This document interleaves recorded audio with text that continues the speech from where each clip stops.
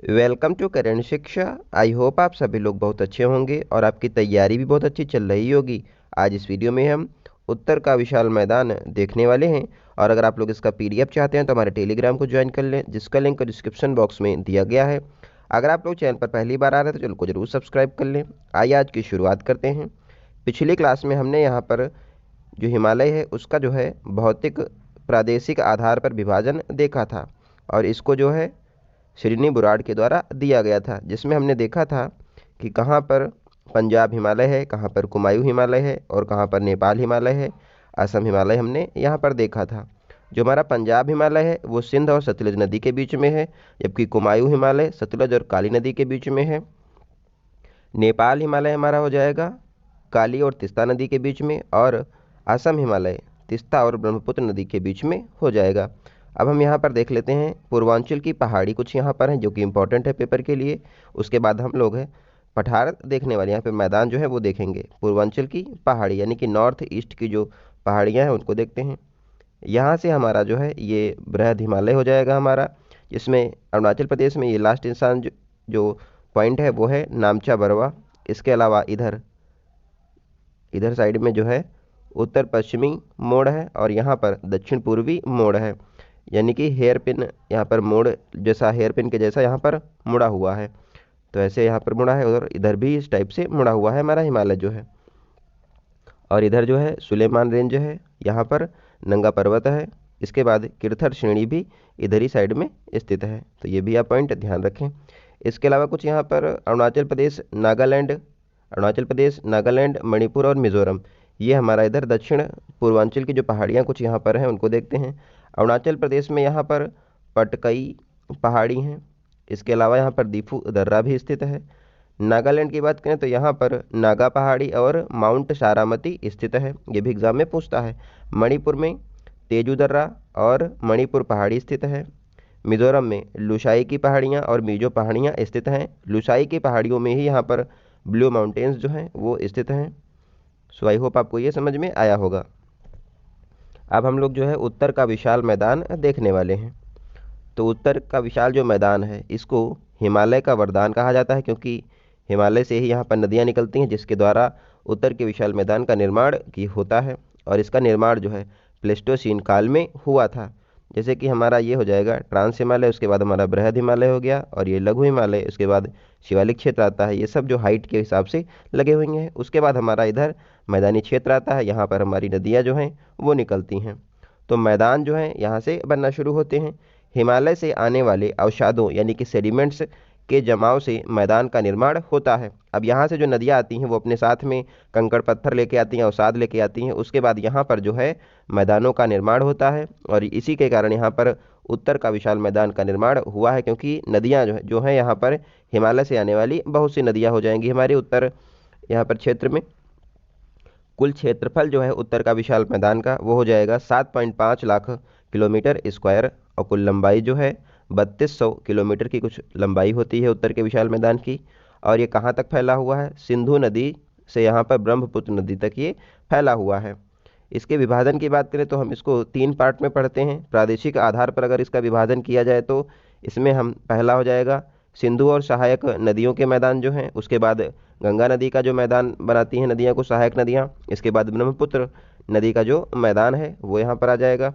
और यहाँ पर इसके विभाजन से निर्माण क्या होगा? भाभर का निर्माण होगा, उसके बाद तराई बनेगा, बांगर आएगा, खादर आएगा, और डेल्टा का निर्माण होने वाला है नदियों के द्वारा। यहाँ पर आगे देखते हैं। जैसे ये हमारा जो है हिमालय हो गया मान लेते हैं, और यहाँ से नदियाँ चलती हैं। तो नदियाँ जब हिमालय से निकलती हैं तो वे युवा अवस्था में होती हैं। जब स्टार्टिंग हो रही है तो वे युवा अवस्था में है। तो यहाँ से अवसाद लेके ये आगे आती हैं। कुछ अवसाद कंकड़ पत्थर ये सब कहाँ यहाँ पर जमा हो रहे हैं, तो ये यहाँ पर जमा होते रहते हैं। और इस क्षेत्र को जो है भाभर कहा जाता है। भाभर जो इसको कहते हैं क्योंकि यहाँ पर पत्थर पत्थर और कंकड़ के जमाव के कारण नदियाँ यहाँ पर क्या हैं? अदृश्य यानी कि विलुप्त हो जाती हैं। यहाँ पर नदियाँ जो हैं वो बहुत कम, यहाँ देखा जाए तो नदियाँ जो हैं इस क्षेत्र में बहुत कम दिखाई पड़ती हैं, क्योंकि यहाँ पर बड़े बड़े पत्थर हैं और साथ जो है बहुत बड़े बड़े होते हैं, तो इसलिए नदियाँ यहाँ पर दिखाई नहीं देती, नदियाँ विलुप्त हो जाती हैं। और इस क्षेत्र को भाबर कहते हैं। यहाँ पर आकृति जो है, क्योंकि यहाँ पर ऊपर से कंकड़ पत्थर आते रहते हैं, तो ये जो है एक कोन के नुमा, शंकु के नुमा यहाँ पर स्ट्रक्चर बन जाता है। आकृति जो है शंकु के टाइप की होती है और जिसको जड़ोड़ जलोढ़ शंकु कहा जाता है। और यहाँ पर बहुत सारे जब जलोढ़ शंकु बनते हैं तो इसको कहते हैं जलोढ़ पंख। अब जब यहाँ पर बहुत से शंकु बन जाएंगे तो इसको कहा जाता है जलोढ़ पंख। ये भी पॉइंट आप ध्यान रखें। इसके बाद यहाँ पर दूसरा पॉइंट है, अब यहाँ से भाबर वाला क्षेत्र हो गया ये वाला। इसके बाद नदियाँ क्या यहाँ पर जो है, फिर बड़े बड़े पत्थर तो यहाँ पर हो गए, उसके बाद नदियाँ आगे जाएंगी तो यहाँ पर छोटे छोटे पत्थर हैं वो आते रहते हैं। तो ये बड़े पत्थर यहाँ पे रुक गए, उसके बाद छोटे छोटे पत्थर हैं, नदियाँ अवसाद लेके आगे चलती हैं। तो इस क्षेत्र को जो है तराई क्षेत्र कहा जाता है। और ये सबसे ज़्यादा जो है पानी यहाँ पर भरा होता है, दलदली भूमि होती है, जिससे यहाँ पर क्या होता है कि बीमारियाँ फैलने का खतरा बहुत रहता है। और सुनने में आता भी है कि यहाँ पर जो है बीमारी बहुत फैलती है इस तराई क्षेत्रों में। और ये यहाँ पर क्या होता है कि नदियाँ जो हैं दृष्टि गोचर हो जाती है, मतलब कि नदियाँ यहाँ से दिखाई देना शुरू हो जाती हैं, क्योंकि जो कंकड़ पत्थर हैं वो बहुत छोटे छोटे अब होने लगते हैं, तो इसलिए नदियाँ यहाँ पर दिखती भी हैं। उसके बाद हमारा आगे चलते हैं तराई से थोड़ा सा, तो यहाँ पर बांगर बनता है। बांगर कैसी भूमि हो जाएगी, तो यहाँ पर जो है बांगर जो है पुरानी जलोढ़ मृदा होती है और यहाँ पर बाढ़ का पानी जो है ये नहीं पहुँचता है। इसके अलावा ये भूमि जो उपजाऊ तो है लेकिन खादर की अपेक्षा में कम उपजाऊ होती है। यहाँ पर जो बांगर है इसमें सिंचाई और रासायनिक उर्वरकों का प्रयोग करके यहाँ पर जो ज़मीन होती है उसको उपजाऊ बनाया जाता है। इसके बाद जब नदियाँ यहाँ पर बांगर क्षेत्र से गुजरते हुए फिर आगे जाती हैं तो यहाँ पर खादर का निर्माण होता है और इसके आगे जब आगे जाती हैं तो समुद्र में मिलती हैं और यहाँ पर क्या है डेल्टा का निर्माण होता है। आपने देखा भी होगा यहाँ पर डेल्टा का निर्माण होता है बंगाल की खाड़ी में। और सबसे बड़ा जो डेल्टा है वो हो जाएगा सुंदरबन डेल्टा, जो कि गंगा और ब्रह्मपुत्र नदी के मिलने से बनता है।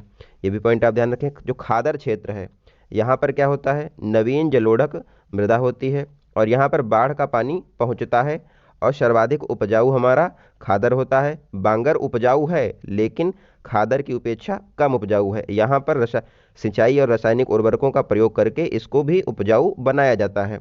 तो ये पॉइंट आप समझ गए होंगे। और डेल्टा जो है सबसे लास्ट में निर्माण होता है। तो ये नदी का जो क्रम है चलने का वो हो गया।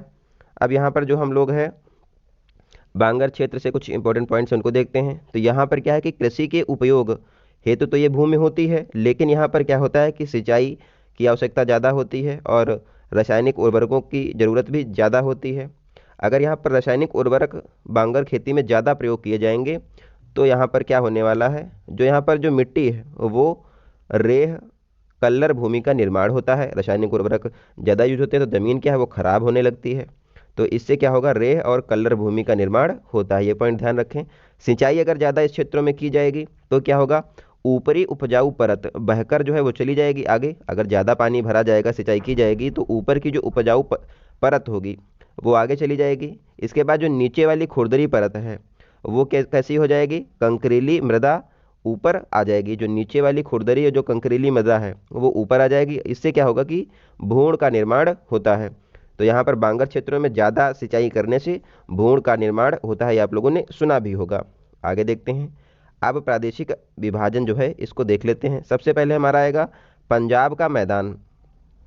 यहाँ पर कौन सी नदियाँ हैं, सिंधु नदी हो जाएगी और इसकी सहायक नदियाँ आएंगी।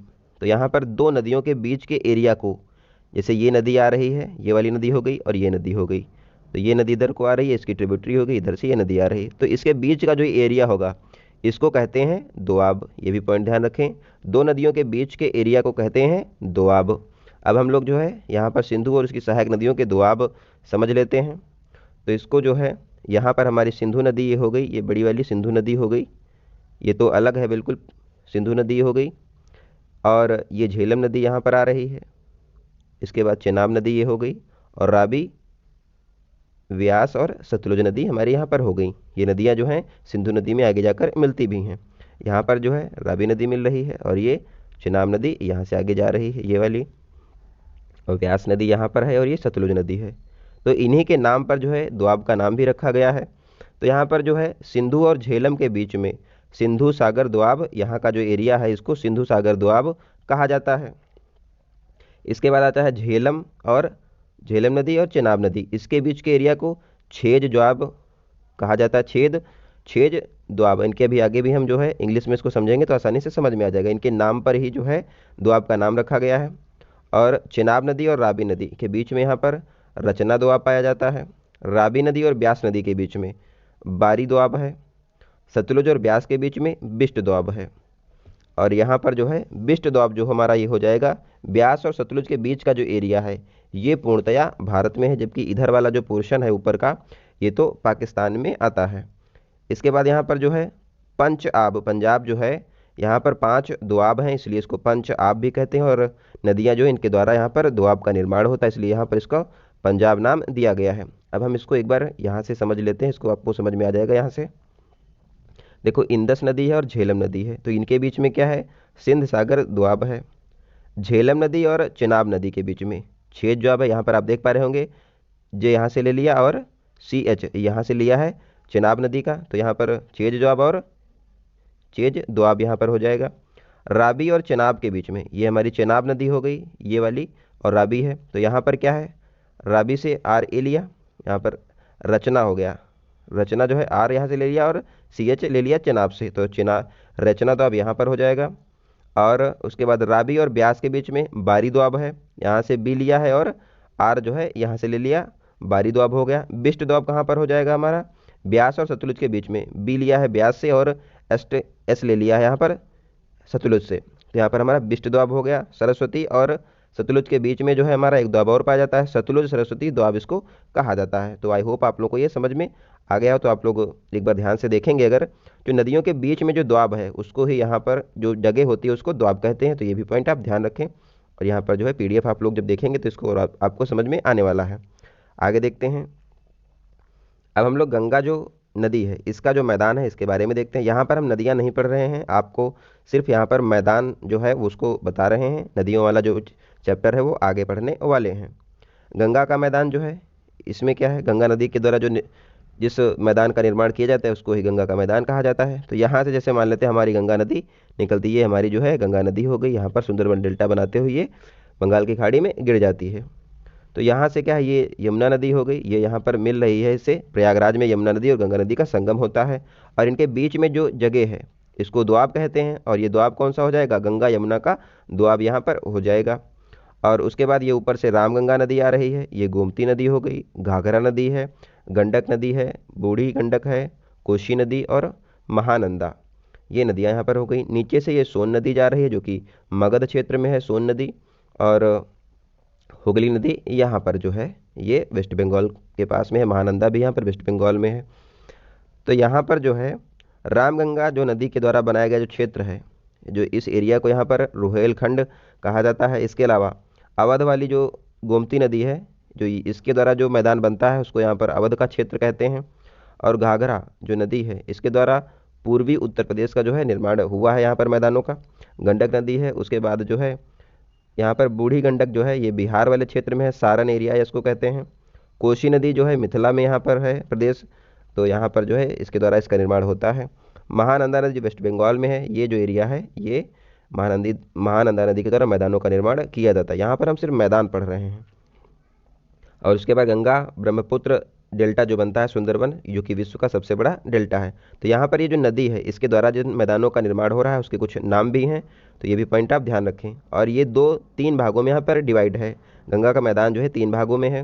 तो ये ऊपर वाला जो क्षेत्र है गोमती नदी के ऊपर का जो क्षेत्र है इसको यहाँ पर ऊपरी गंगा का मैदान कहा जाता है। और यहाँ पर जो वर्षा है 100 सेंटीमीटर यहाँ पर वर्षा होती है लगभग। और उसके बाद यहाँ पर जो बीच का एरिया है ये यहाँ पर घाघरा नदी और कोशी नदी के बीच में जो सोन नदी है इसके बीच का जो एरिया है यहाँ पर इसको कहते हैं मध्य गंगा का मैदान इसको कहा जाता है। और जो लास्ट में यहाँ पर निम्न गंगा का मैदान जो है कोसी नदी और महानंदा के बीच में ये वाला पोर्शन इधर का जो है इसको कहते हैं निम्न गंगा का मैदान। और यहाँ पर जो है 200 सेंटीमीटर की यहाँ पर वर्षा होती है और ये मैदानी क्षेत्रों में वर्षा होती है। सो आई होप आपको ये समझ में आया होगा। इसके बाद हम लोग जो है इसको एक बार और यहाँ पर बना के देख लेते हैं। ये हमारी गंगा नदी हो गई, यहाँ से जा रही है, और ये हमारा हो जाएगा ऊपरी गंगा का मैदान, यहाँ पर 100 सेंटीमीटर लगभग वर्षा होती है। और ये मध्य गंगा का मैदान है, इसके बाद यहाँ पर जो है 200 सेंटीमीटर की वर्षा होती है। नीचे जो हमारा हो जाएगा निम्न गंगा का मैदान है। तो इसके बाद जो ऊपर जो है यहाँ पर तो राजस्थान आ जाता है और मरुस्थल यहाँ पर हो जाएंगे, तो यहाँ पर लगभग 50 सेंटीमीटर की वर्षा होती है। तो यहाँ पर जो है ऊपरी गंगा का जो मैदान है वो लगभग उत्तर प्रदेश में बसा हुआ है। यहाँ पर जो है तराई और बांगर क्षेत्र जो हैं वो पाए जाते हैं और ये गन्ने की खेती के लिए उपयुक्त होते हैं। और ये हमारी यमुना नदी यहाँ पर जो है मिल रही है। इसके बाद जो है पूर्वी बिहार और पूर्वी उत्तर प्रदेश और बिहार का क्षेत्र आता है, जिसमें मध्य गंगा का जो मैदान है वहाँ पर खादर और बांगर दोनों यहाँ पर ज़मीन जो है मिट्टी पाई जाती हैं। यहाँ पर क्या है, गन्ना और चावल का जो है खेती की जाती है। इसके बाद निम्न गंगा का जो मैदान है यहाँ पर, ये क्षेत्र जो है वेस्ट बंगाल वाला क्षेत्र आ जाएगा। यहाँ पर खादर मृदा जो पाई जाएगी और चावल और जूट के लिए ये उपयुक्त होती है। तो यहाँ पर आप लोग देख पा रहे होंगे कि अगर वर्षा ज़्यादा हो रही है, जैसे यहाँ पर 50 सेंटीमीटर है, लगभग 100 सेंटीमीटर यहाँ हो गई, 200 सेंटीमीटर यहाँ है, तो अगर वर्षा जो है वो बढ़ रही है तो ज़मीन कैसी हो रही, उपजाऊ हो रही है। आप लोग ये देख भी पा रहे होंगे कि यहाँ पर क्या है, बांगर क्षेत्र है, सिर्फ गन्ना हो रहा है। यहाँ पर खादर और बांगर दोनों मृदा पाई जाती है, और यहाँ पर क्या है, खादर मृदा ही सिर्फ पाई जाती है। खादर जो होती है मृदा, ये अच्छी होती है। तो आप लोग देख पा रहे होंगे कि अगर वर्षा जो है इस क्षेत्र में इधर को जाएंगे कर तो बढ़ती है और ज़मीन भी क्या है, उपजाऊ होती रहती है। तो ये पॉइंट आप ध्यान रखें। आगे देखते हैं, ब्रह्मपुत्र नदी का जो मैदान है, यहाँ पर जो ब्रह्मपुत्र नदी मैदान बनाती है उसको यहाँ पर ब्रह्मपुत्र का मैदान कहते हैं। देखो यहाँ पर क्या है, ये जो क्षेत्र है ये असम के क्षेत्र में लगभग आएगा, क्योंकि ब्रह्मपुत्र नदी जो है अरुणाचल प्रदेश से निकलकर असम में बहते हुए बांग्लादेश में जाती है, उसके बाद ये बंगाल की खाड़ी में गिर जाती है। यहाँ पर हमारी ब्रह्मपुत्र नदी है, ये तिब्बत से निकलती है, उसको यहाँ तिब्बत में इसको शांगपो के नाम से जानते हैं, और ये अरुणाचल प्रदेश से यहाँ पर भारत में प्रवेश करती है, तब इसको यहाँ पर जो है ब्रह्मपुत्र नदी कहा जाता है। और ये बे ऑफ बंगाल में यहाँ पर गिर जाती है और डेल्टा बनाती है, कौन सा, सुंदरबन डेल्टा बनाती है। यहाँ से गंगा नदी आती है और ये दोनों मिल करके सुंदरबन डेल्टा का निर्माण करती हैं। ये जो यहाँ पर मैदान होते हैं, ब्रह्मपुत्र नदी के मैदान जो हैं, यहाँ पर चावल की खेती सबसे ज़्यादा उगाई जाती है। 2-3 बार साल में यहाँ पर चावल की खेती की जाती है। और बाढ़ की यहाँ पर बहुत ज़्यादा समस्या रहती है। तो ऐसा क्यों होता है, क्योंकि जो बाढ़ है, आप लोगों ने हर साल सुना होगा कि असम के क्षेत्र में बाढ़ आई हुई है। तो ऐसा इसलिए होता है कि गंगा नदी तो तिब्बत से निकलती है, तो यहाँ पर तो चीन का अधिकार है, और चीन ने क्या किया है, यहाँ पर बहुत बड़े बड़े जो हैं डैम बना के रखे हैं। उसने डैम बना के रखा है, पानी यहाँ पर रोक लेता है ज़्यादा। उसके बाद क्या होता है कि जब बाढ़ आती है, बारिश का सीज़न आता है, तो पानी जब डैम में ज़्यादा हो जाता है तो ये डैम क्या खोल देता है, तो पानी क्या धीरे धीरे इधर को आता है और फिर क्या करता है, हर साल जो है यहाँ पर बाढ़ आती है। तो इसके लिए भारत भी प्रयास कर रहा है, और आप यहाँ पर भी जो है 1-2 डैम जो भारत बनाने की कोशिश कर रहा है, जिससे कि पानी को कंट्रोल किया जा सकेगा। सो आई होप आप लोग को ये समझ में आया होगा। अगली क्लास में जो हम है यहाँ पर कुछ और चीज़ें देखेंगे, और आज जो क्लास है वो आपको शाम को देखने को मिलने वाली है। तो आई होप आप लोग को ये समझ में आया होगा। मिलते हैं अगली वीडियो में, तब तक आप लोग अपना ध्यान रखें और चैनल को जरूर सब्सक्राइब कर लें। अगर अभी तक ना किया हो तो आप लोगों ने अपने दोस्तों को भी इसको जरूर शेयर करें। मिलते हैं अगली वीडियो में, तब तक आप लोग अपना ध्यान रखें। धन्यवाद, जय हिंद।